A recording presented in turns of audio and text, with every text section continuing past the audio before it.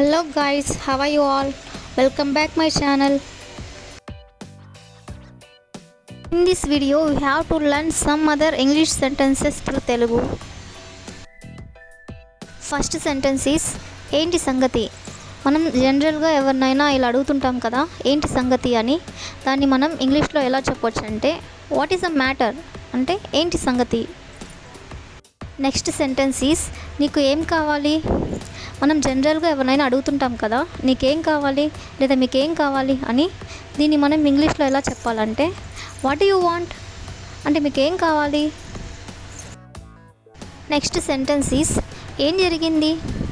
జనరల్గా మనం ఏం జరిగింది, అక్కడేం జరిగింది, ఇక్కడేం జరిగింది అని అడుగుతుంటాం కదా. అలాంటి సందర్భాల్లో ఏం జరిగింది అని అడగాలనుకున్నప్పుడు దీన్ని మనం ఇంగ్లీష్లో వాట్ హ్యాపెండ్ అని అనాలి. నెక్స్ట్ సెంటెన్స్ ఈస్ మీరు ఏం చెప్పారు. దీన్ని మనం ఇంగ్లీష్లో ఎలా చెప్పాలంటే వాట్ డిడ్ యూ టెల్.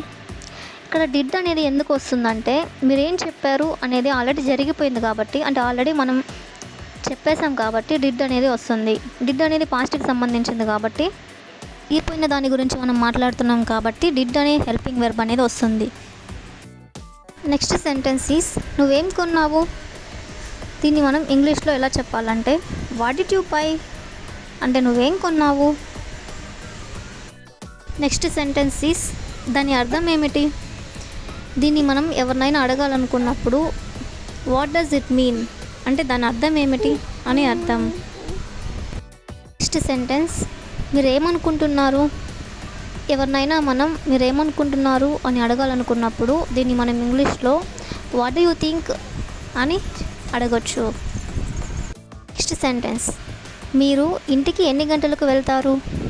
ఎవరినైనా మనం మీరు ఇంటికి ఎన్ని గంటలకు వెళ్తారు అని మనం ఇంగ్లీష్లో అడగాలనుకున్నప్పుడు దీన్ని మనం ఇంగ్లీష్లో what time do you go home అంటే మీరు ఇంటికి ఎన్ని గంటలకు వెళ్తారు అని మీనింగ్. సెంటెన్స్ మీరు దానిని దేనికి ఉపయోగిస్తున్నారు.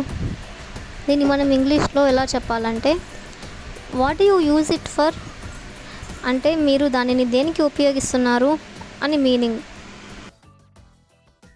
నెక్స్ట్ సెంటెన్స్ నేను వెళ్ళవలసి వచ్చింది. దీన్ని మనం ఇంగ్లీష్లో ఐ హ్యాడ్ టు గో అంటే నేను వెళ్ళవలసి వచ్చింది అని మీనింగ్.